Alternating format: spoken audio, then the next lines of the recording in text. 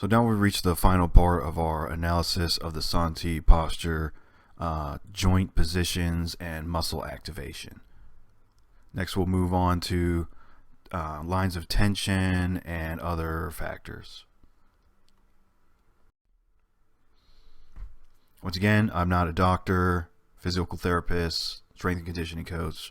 Just have a general interest in this topic and thought I'd share information I've learned with everyone else. So now onto the shoulder, elbow, wrist, and hand position of Santi. Now the shoulder muscles activated will be influenced by the angle of the body, so a more side-on stance versus a more square stance.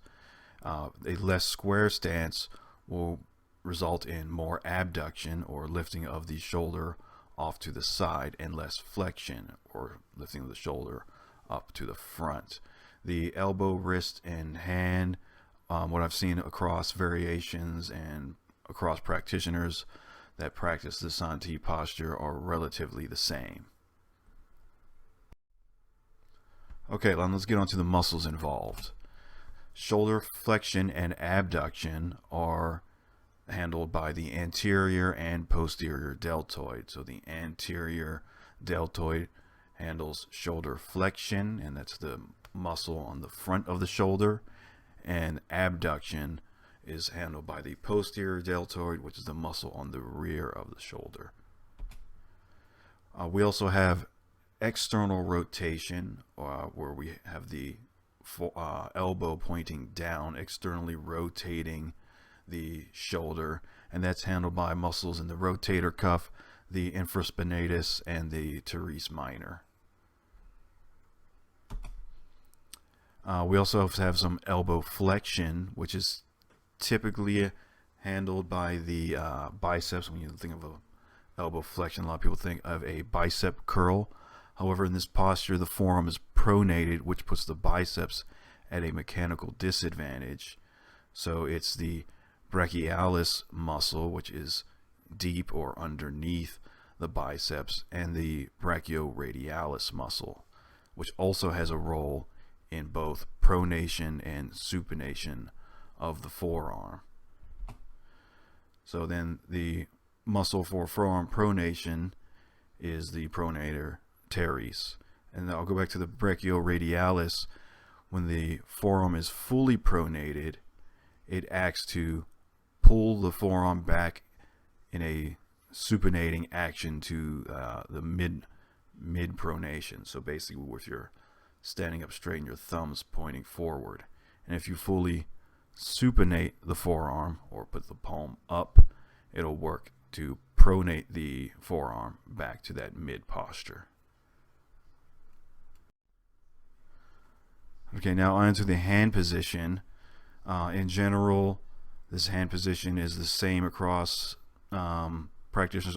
I've seen the fingers spread instead of put together, but we'll treat them both as the same. The main action I want to point out here is this cupping of the hand, where you're pulling in the palm and creating this bowl in your hand. And that action is performed by the palmaris brevis, which acts on the palmar aponeurosis.